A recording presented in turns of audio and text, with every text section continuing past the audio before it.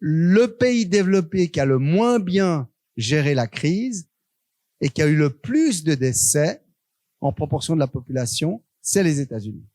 États-Unis, qui est le pays au monde qui met le plus d'argent dans son système de santé. Et dans ce pays-là, enfin dans ces États, on voit un excès de mortalité, bien sûr, chez les personnes âgées. Tout le monde l'a vu, on le savait, mais aussi dans toutes les strates de catégories de population. Ça veut dire que, y compris chez les 20 à 40 ans aux États-Unis, il y a eu des morts en excès.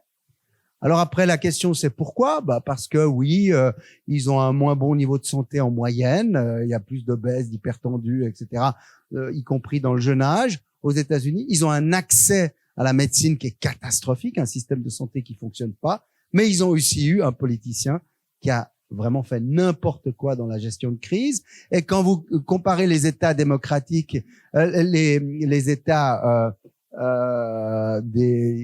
associés aux deux partis principaux, vous voyez qu'il y a beaucoup plus de décès dans les États républicains que dans les États démocrates.